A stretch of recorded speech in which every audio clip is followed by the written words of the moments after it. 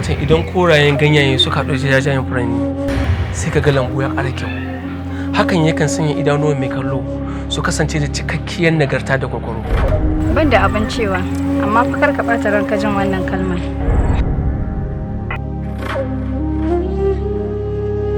Matuƙar muna rayu, auren mu za a ɗaura shi.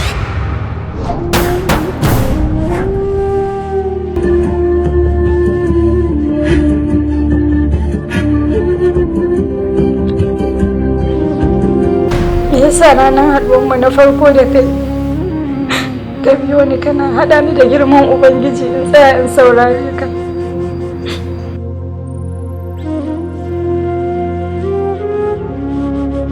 Ki yi wa girman Ubangiji ki saurari abin da na zo da shi ko da minti biyu ne bai ni ya ɓata miki rai.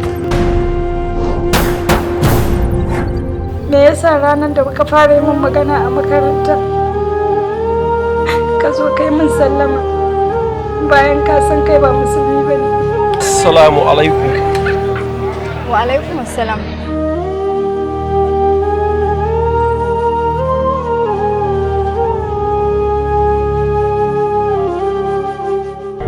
Me yasa lokacin da nake maka maganar ƙananan kaya kake ce man imani ba a kayan jiki yake ba a zuciyar mutum yake? Ta ya aka yi duk ka san wannan abun bayan kai ba musulmi ba ne? Ban damu da irin dubban da mutane za su yi ba, saboda duk abin da ka yi ba za ka burge mutane ba.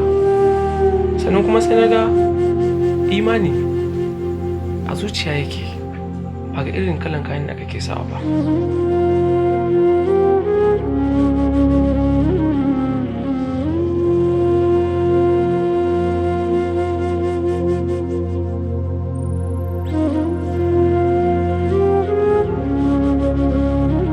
Ka san me wannan? Me nake shirin gani haka? Tun da nake tare da ke taɓa wulakanta addinin ki, ta yaya za ka wulakanta nawa addinin?